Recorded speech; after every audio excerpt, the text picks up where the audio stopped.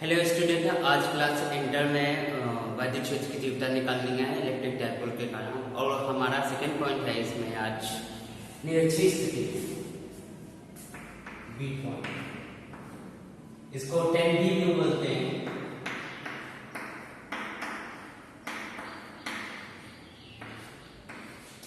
निरक्षीय स्थिति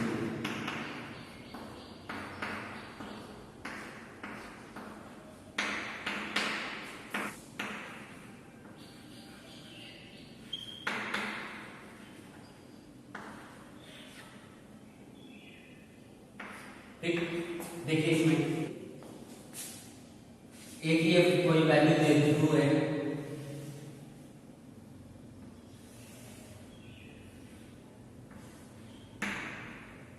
इस पे -Q प्लस Q है, ठीक। इसका ये मध्य बिंदु O, ठीक। इसकी टोटल लेंथ कितनी है 2L है,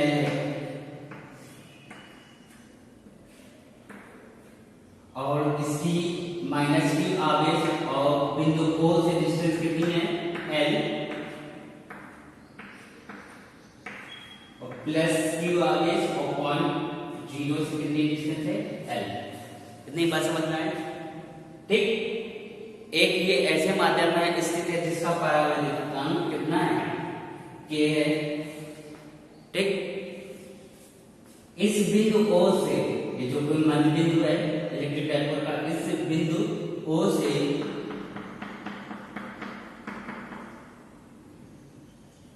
R दूरी पर, कितना R, स्मॉल r,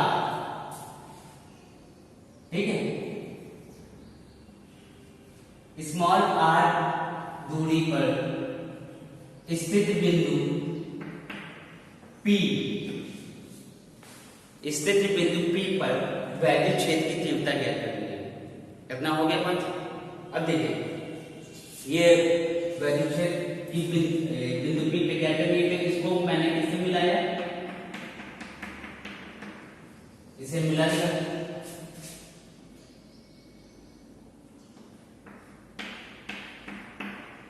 इसको इससे मिला दिया, ठीक। अब देखिए -Q आवेश, और यहाँ पे लिखा आपने टेस्टिंग करना है ना आपको, यहाँ पे Q0 चार्ज, ठीक ठीक। अब देखिए आपको ये लेंथ दूरी क्या करनी है, क्या करनी है, ये दूरी, ये आपको दूरी पता है, ये दूरी कितनी है, ये L है, L है कि नहीं है, इसको नाम दे दीजिए, ये AB, ठीक। तो ये OA कितनी है आपकी L है, और OP कितनी है आपकी R, लेकिन आपको क्या AP मालूम है, नहीं मालूम। इसी प्रकार यहाँ पे BP मालूम है, नहीं मालूम, तो क्या करना होगा, तो कौन सा ट्रायंगल कौन सा AOP में देखिए OA कितना है L, OP कितना है R, और हमें क्या निकालना है, AP निकालना है, ठीक। देखिए तो AP क्या हो जाएगा, पाइथागोरस थ्योरम लग जाएगी, लगा दीजिए क्या होता है Pythagoras theorem.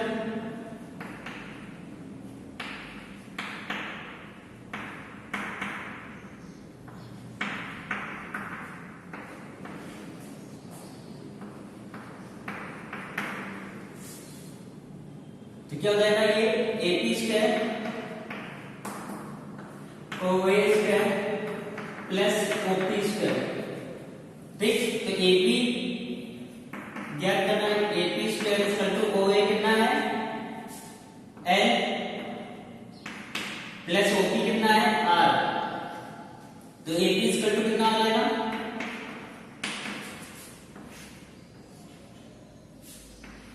L square plus R square, या इसको ये भी लिख सकते हैं, क्या क्या लिख सकते हैं, L square plus R square की पावर 1/2, ये दोनों लिख सकते हैं। AP इक्वल टू, बात समझ में आई। इसी प्रकार जो AP की वैल्यू आएगी वही इसकी वैल्यू आ जाएगी, BOP त्रिभुज में BP की वैल्यू आ जाएगी। इसी प्रकार लिख लीजिए,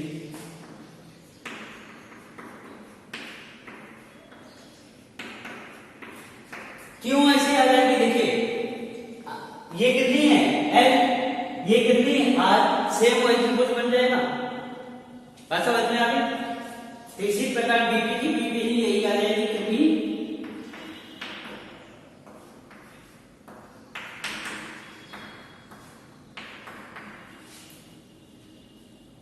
बात समझ में आ गई कि इतनी आ गई।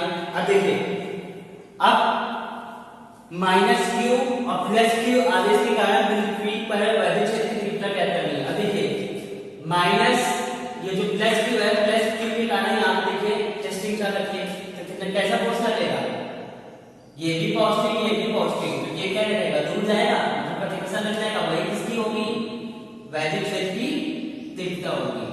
तो ये कितनी होगी, ये किसकी डायरेक्शन हो गई, E1,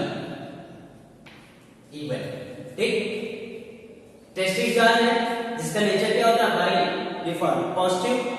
ये माइनस आवेश आकर्षण बल लगेगा, तो आकर्षण बल किधर लगेगा, इधर की तरफ लगेगा, अपनी तरफ खींचेगा। बात समझ में आई। तो ये आकर्षण बल इधर लगा, तो ये किसकी डायरेक्शन आ गई, E2, E2 की डायरेक्शन आ गई।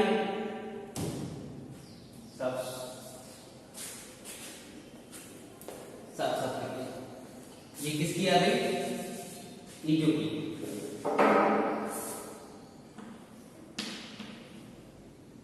ठीक, E1 E2 आ गई। तो देखिए यहाँ पे +q आवेश देखा है, वैल्यू कितनी होगी इसकी, +q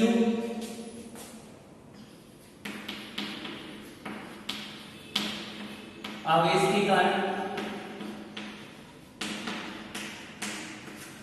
बिंदु P पर वैद्युत क्षेत्र की तीव्रता कितनी, E1 कितनी होगी value, 1/4 pi epsilon not K Q upon R²। ये कितनी है हमारी, AP निकाला था, ये निकाला था, √L² + R², इसका स्क्वायर कर लीजिए, L² + R² का स्क्वायर, ये डिस्टेंस आ गई। बात समझ आएंगे। इक्वेशन नंबर फर्स्ट, -q आवेश के कारण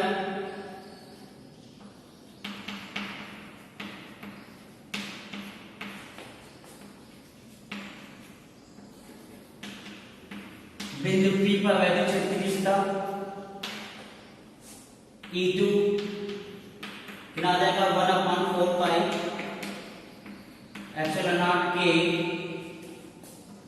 Q अपॉन कितना, सेम BP की कितनी है, ये है BP की डिस्टेंस कितनी है, √R²। यहाँ पे लिख दीजिए, अगर दिक्कत है आपको आ रही है समझने में, यहाँ पे लिख दीजिए √L² + R²।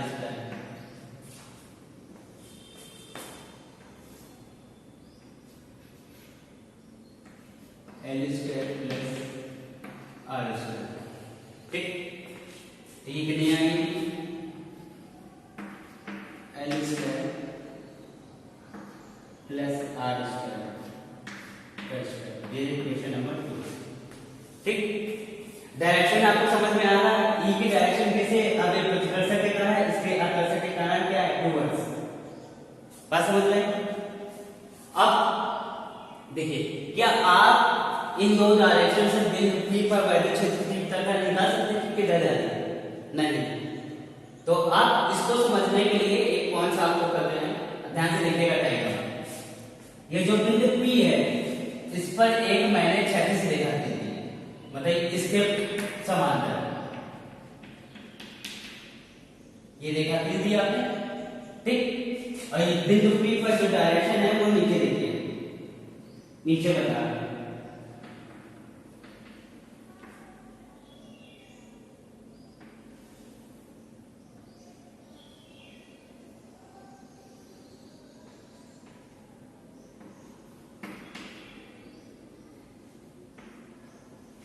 ये देखिए ये बिंदु P है,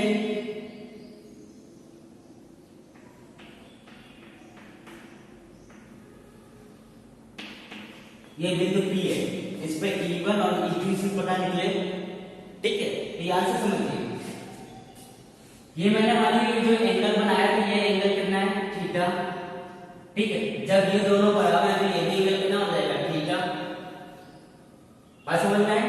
तो ये जाके ये देखिए लाइन देखिए समांतर हो जाएगी, तो ये भी एंगल कितना हो जाएगा, थीटा, और ये भी कितना हो जाएगा, थीटा। कैसे? समांतर, दो समांतर रेखाओं के बीच में ये तिर्यक रेखा है, तो ये वाला एंगल और ये वाला एंगल कैसे हो जाएगा, संगत कोण, और ये वाला कोण और ये वाला कोण एकांतर कोण से ठीक हो जाएगा। तो ये जो एंगल आपको आया है, ध्यान से देखिए, तो ये कितना आया, थीटा, और ये भी कितना आया, थीटा। ठीक, अब क्या करेंगे, E1 E2 के क्षैतिज और ऊर्ध्वाधर जो इनके जो फैक्टर हैं वो निकालेंगे। कैसे? अब ये इस वाले एंगल से ये E1 थीटा बना रहा, तो इसके क्षैतिज कैसे हो जाएंगे, ये सॉरी ये E2 है, E1 है, तो E1 cos थीटा और E1 sin थीटा, तो ये कैसे आ जाएगा, E1 cos थीटा, ये चीज आ गई E1, इससे बना रहा है एंगल, तो E1 cos थीटा और E1 sin थीटा, ये कैसे बना देगा ये एंगल, E1 sin थीटा। इसी प्रकार E2, ये जो है एंगल यहां से E2 थीटा बना रहा, तो E2 cos थीटा और E2 sin थीटा, ये नीचे की तरफ क्या बनाएगा, E2 sin theta, E2 sin theta, और इसकी तरफ क्या बनाएगा, E2 cos थीटा।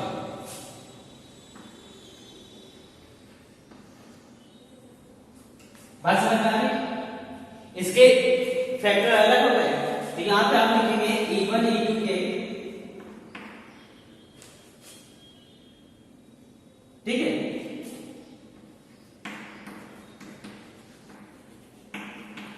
समांतर व क्षैतिज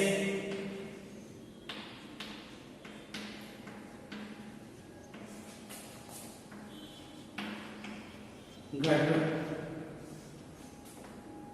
को निकालने पर, वह लंबवत घटक निकालने पर, तो ये लंबवत घटक आ गए थे, समांतर और लंबवत।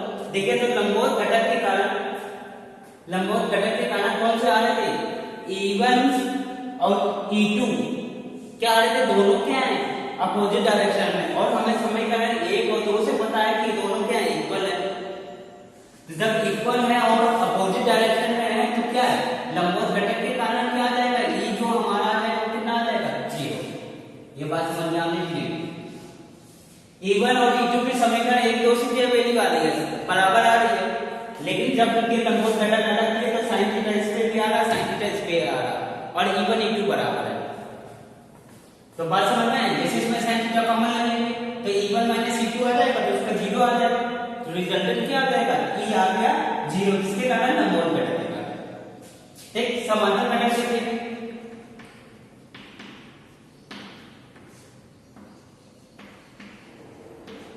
समांतर घटक के देखिए, E1 cos theta E2 cos theta, एक ही डायरेक्शन में लग रहा है, तो रिजल्टेंट क्या आ जाएगा इसका,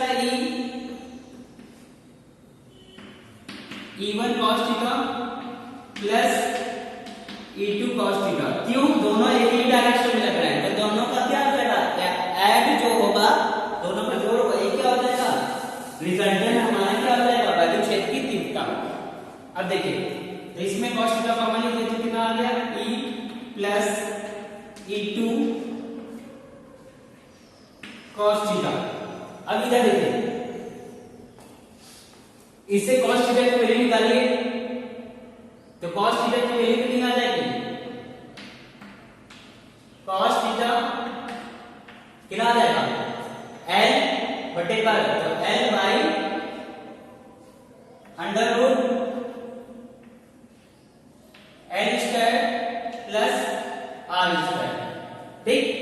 cos थीटा की वैल्यू आएगी यहाँ पे लिखी जाएगी। तो E1 E2 समीकरण 1 से लिख लीजिएगा। समीकरण 1 ठीक, और समीकरण 2 से E1 और E2 की वैल्यू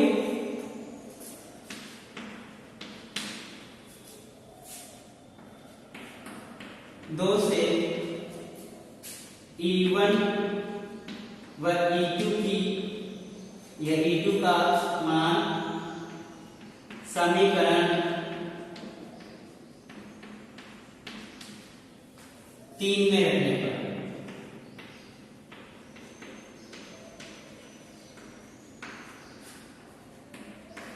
ठीक रख दीजिए। क्या जाएगा? E कितना है? E1 बराबर 1/4 पाई एप्सिलॉन नॉट के Q अपॉन, अब ये देखिए ये स्क्वायर अंडर रूट में हट जाएगा, क्या आ जाएगा? L square plus R square ठीक, plus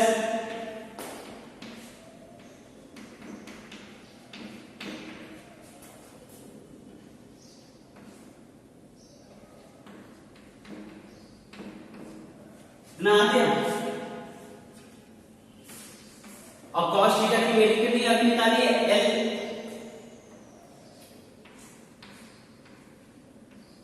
L square upon R square ठीक, ये आ गई। इसके आगे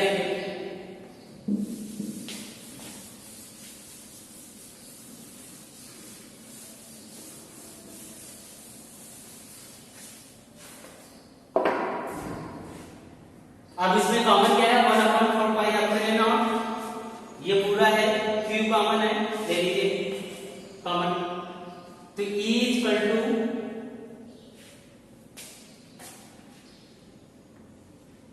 Q upon 4 pi epsilon not K, नीचे क्या बचा?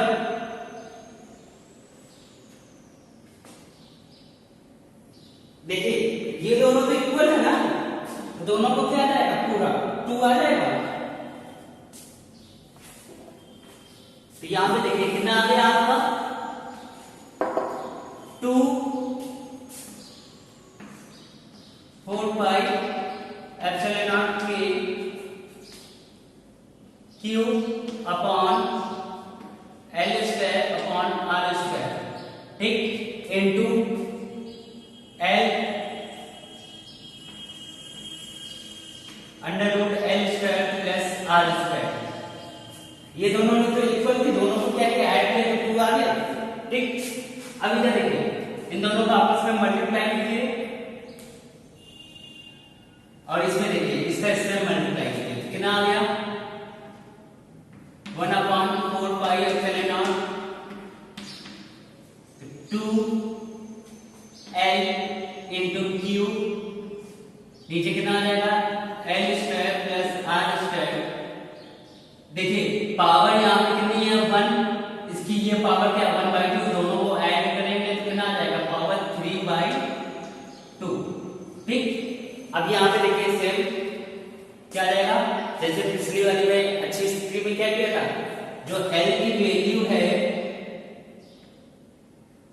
वो R से बहुत ज्यादा है ठीक। तो L की स्क्वायर वैल्यू बहुत छोटी होगी किसके कंपेरिजन में? R square. तो L स्क्वायर को क्या नगण्य मानने पर को ये नेगलेक्ट करने पर लेने पर ठीक। तो कितना आ गया यहां से? E ये क्या है हमारा? 2L इंटू Q, ये किसकी वैल्यू होती है? इलेक्ट्रिक डाइपोल मोमेंट है, electric dipole moment. Electric dipole moment क्या होता है? P equal to 2L into Q होता है, वो रख दीजिए।